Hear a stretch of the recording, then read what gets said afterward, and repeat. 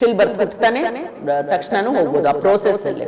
So ಅವಾಗ ತಾಯಿನ ಉಳಿಸ್ಬೇಕಾದ ಪರಿಸ್ಥಿತಿ ಬರುತ್ತೆ, ಮಗುನ್ ತೆಗಿಬೇಕು ಅಂತ. There are certain criteria, BP ಜಾಸ್ತಿ ಆಗಿ ಬ್ಲಡ್ ಸರ್ಕ್ಯುಲೇಷನ್, ಆಕ್ಸಿಜನ್ ಎಲ್ಲ ಹೋಗದೆ ಕೆಲವೊಂದು ರಿಸ್ಕ್ ಪ್ರೆಗ್ನೆನ್ಸಿಲಿ ಇದು ಬೇಬಿನ ಅಂದ್ರೆ ಮುಂಚೆನೆ ಆಗ್ಲೇಬೇಕಾಗತ್ತೆ.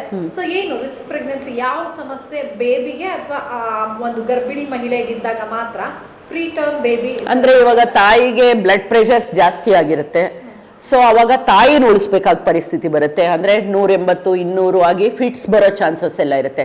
ಸೊ ಅವಾಗ ದೊಡ್ಡ ಪ್ರಾಣನ ಉಳಿಸ್ಬೇಕು ಅಂತ ಹೇಳ್ಬಿಟ್ಟು ಅವಾಗ ಇಂಡ್ಯೂಸ್ ಮಾಡ್ತಾರೆ ಮಗುನ್ ತೆಗಿಬೇಕು ಅಂತ. ದೇರ್ ಆರ್ ಸರ್ಟನ್ ಕ್ರೈಟೀರಿಯಾ, ಗೊತ್ತಾಯ್ತಲ್ಲ, ಎಕ್ಲಾಂಪ್ಸಿ ಆಗಿರ್ಬೋದು. ಸೊ ಮದರ್ಗೇನೋ PPH ಆಗಿ ಪ್ರಾಬ್ಲಮ್ ಎಲ್ಲ ಆಗುತ್ತೆ, ಆಂಟಿಪಾರ್ಟಮ್ ಬ್ಲೀಡಿಂಗ್ ಆಗುತ್ತೆ, ಆಮೇಲೆ ಮಗುದೇ ಬ್ಲಡ್ ಸರ್ಕ್ಯುಲೇಷನ್ ಒಳಗಡೆ absent reverse end diastolic flow ಅಂತೀವಿ, ನೀರು ತುಂಬ ಕಮ್ಮಿ ಆಗಿರುತ್ತೆ. ಅಂಥ ಟೈಮಲ್ಲಿ ಮಗುನ ಅನಿವಾರ್ಯವಾಗಿ ತೆಗಿಬೇಕಾಗುತ್ತೆ. ಅಂದ್ರೆ ಇಂಡ್ಯೂಸ್ ಮಾಡಿ ಬೇಗ ಪ್ರಿಮೆಚ್ಯೂರ್ ಆಗಿ ತೆಗಿಬೇಕಾಗುತ್ತೆ. ಅವಧಿ ಪೂರ್ವ ಹೆರಿಗೆ ಅಂದ್ರೆ ಈ ಸಿಸರಿನ್ ನಲ್ಲಿ ಮಗು ಡೆತ್ ಆಗೋ ಚಾನ್ಸಸ್ ಜಾಸ್ತಿ ಇರುತ್ತಾ ಹೇಗೆ?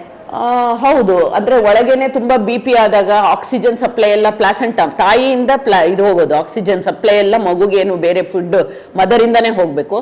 ಸೊ ಆ ರೀತಿ ಎಲ್ಲ ಆಗಿ ಸಡನ್ ಆಗಿ ಅಬ್ರಪ್ಷನ್ ಅಂತೀವಿ, ಬ್ಲೀಡಿಂಗ್ ಆಗೋಗಿರುತ್ತೆ, ಗೊತ್ತಾಯ್ತಲ್ಲ, ಅಥವಾ ಸಮಯ ಏನೋ ಆಕ್ಸಿಡೆಂಟ್ ಆಗಿರುತ್ತೆ, BP ಜಾಸ್ತಿ ಆಗಿ ಬ್ಲಡ್ ಸರ್ಕ್ಯುಲೇಷನ್, ಆಕ್ಸಿಜನ್ ಎಲ್ಲ ಹೋಗದೆ ಇದು ಮಗು ಒಳಗೇನೆ ಸ್ಟಿಲ್ ಬರ್ತ್, IUD ಇಂಟ್ರಾಯುಟ್ರೈನ್ ಡೆತ್ ಅಂತೀವಿ, ಪ್ಲಸ್ ಫ್ರೆಶ್ ಆಗಿ ಸ್ಟಿಲ್ ಬರ್ತ್ ಹುಟ್ಟತಾನೆ ತಕ್ಷಣನೂ ಹೋಗ್ಬೋದು ಆ ಪ್ರೋಸೆಸ್ ಅಲ್ಲೇನೆ.